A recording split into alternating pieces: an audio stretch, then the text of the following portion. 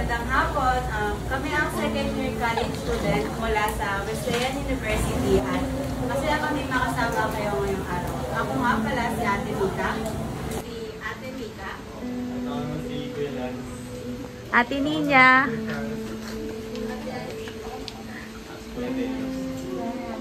Hello, ako si Kuya Zeyo.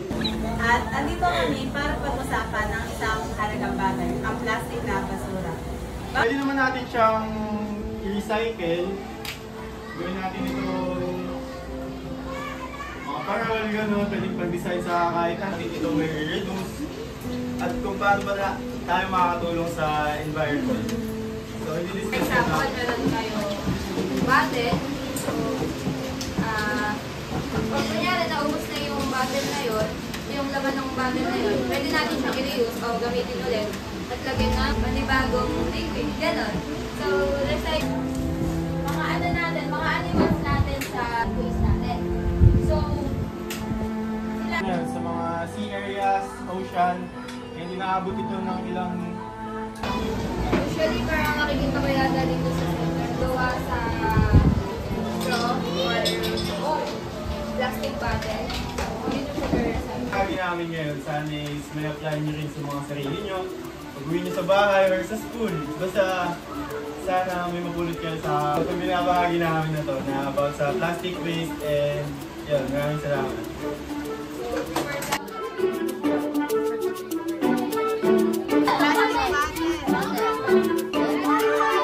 Ito sabihin ko, ang sisigaw niya ay recycle.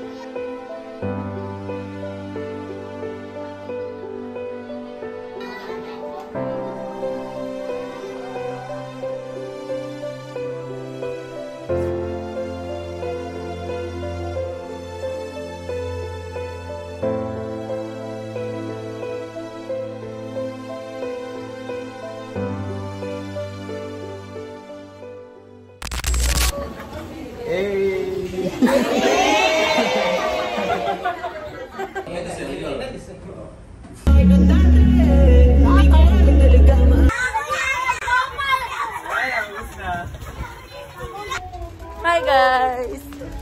A day in my life. Dadaan tayo!